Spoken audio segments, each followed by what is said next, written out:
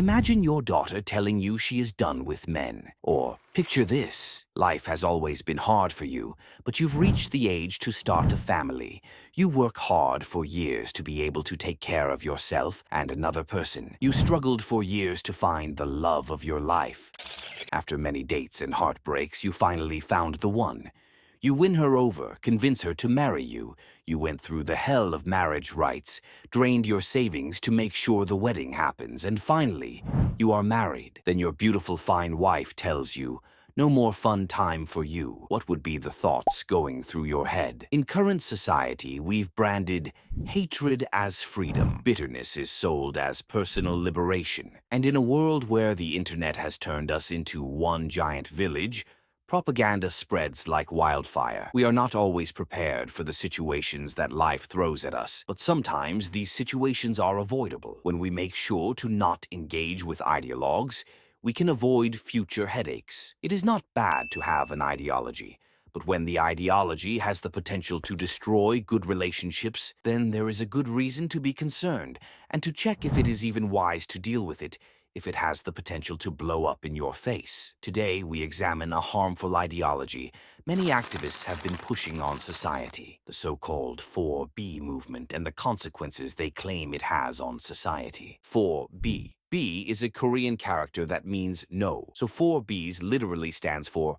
4 no's. No sex, biseksu, no dating men, byeonai, no marriage, bihon, and no childbirth, bichulsan. This is an extremist feminist ideology born in South Korea. It started as a tweet in 2018 from a radical feminist community known as WOMAD. Within weeks, it spread like wildfire across social media. Their message, a world without men. Their mission, to reject the natural roles of wife and motherhood, even to the point of rejecting male children, born or unborn. This group is committed to anything anti-men. The 4B movement is not about fairness or balance.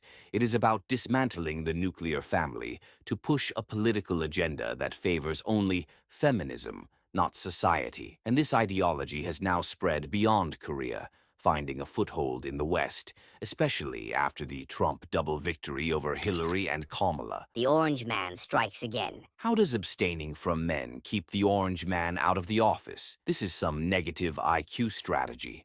Orange man is bad, so we have to punish our husbands that probably didn't vote for orange man, so that all the men who voted for orange man will not vote for him next time. Brilliant.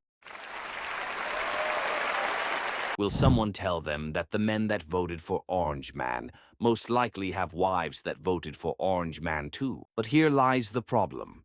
Humanity cannot continue without procreation. These women, in their wisdom, have determined that abstinence from society is a good strategy. You see, in 1910, Korea was invaded by Japan and was ruled under hard imperialism for 35 years. In 1945, after the Second World War, they were liberated from Japan. 5 years later, a fight broke out from within, and the peninsula was split into North and South.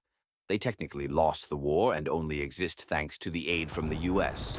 Also, the Soviet Union, Russia, did not push the North further, and then they began to feel the duty of rebuilding their homeland.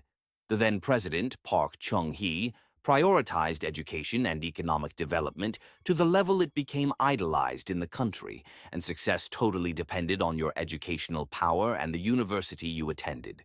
From here, everyone has to enter the prestigious 3 universities in the capital.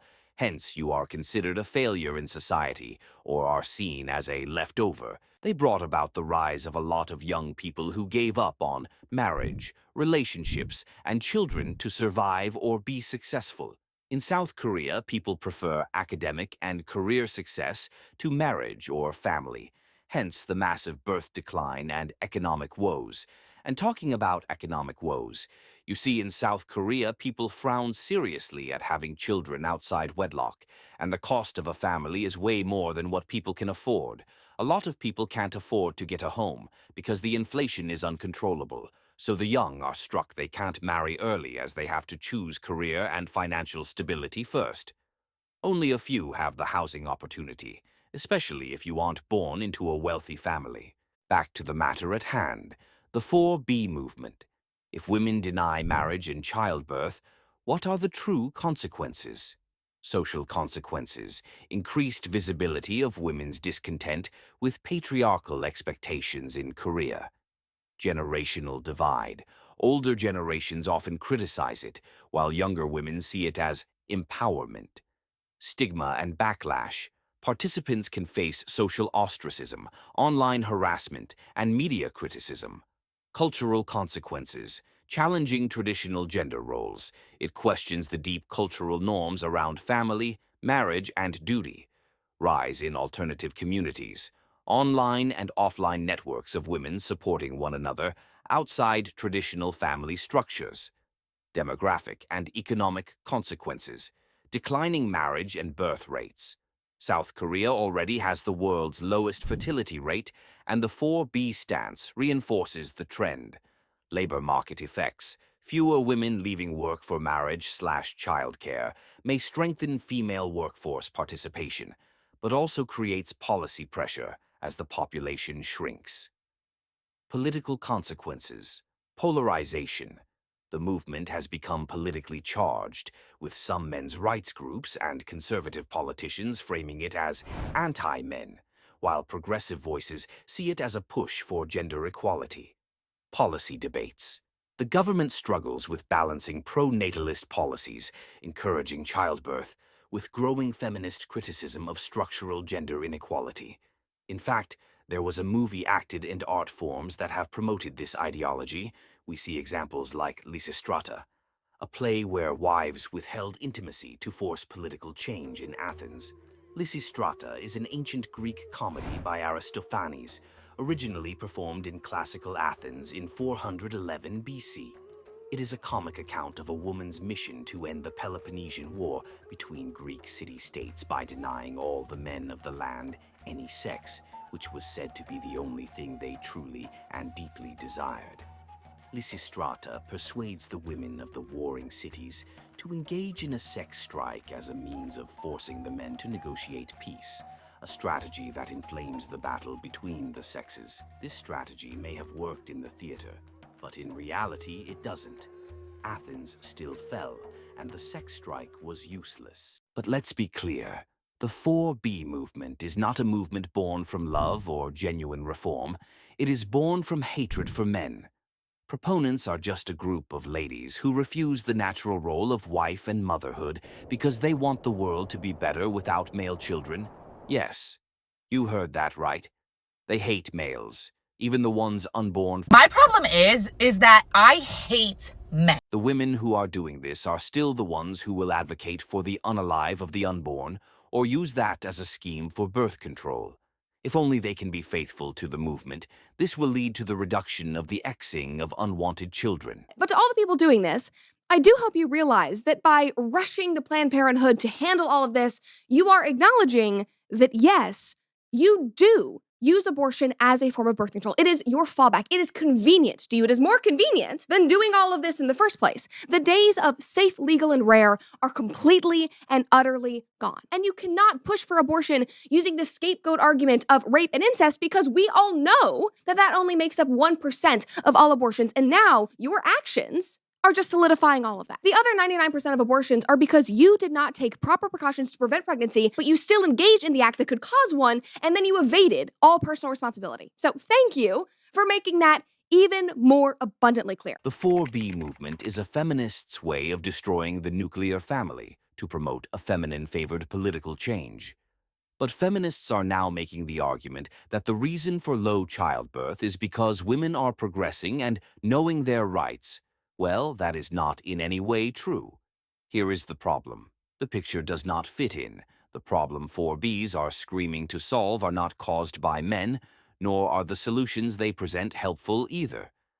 The problem is that people are not getting married because men are misogynists, and hence no childbirth is built on pretense, and the solution, don't give birth or marry or have sex with men, does not change anything either.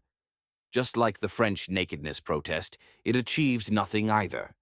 Let's listen shortly to a South Korean view on this matter. What's 4B movement? P is actually a Chinese character for saying not to do. So 4B means females do not want to have sex They do not want to date Korean men. They do not want to marry, and they do not want to give birth. So why do you think that particular ideology or these catchphrase became this international thing where even BBC and CNN, they're only talking about, oh, this is because of 4B movement. And I think it's because it's really catchy and it's quite very much related to the low fertility rate.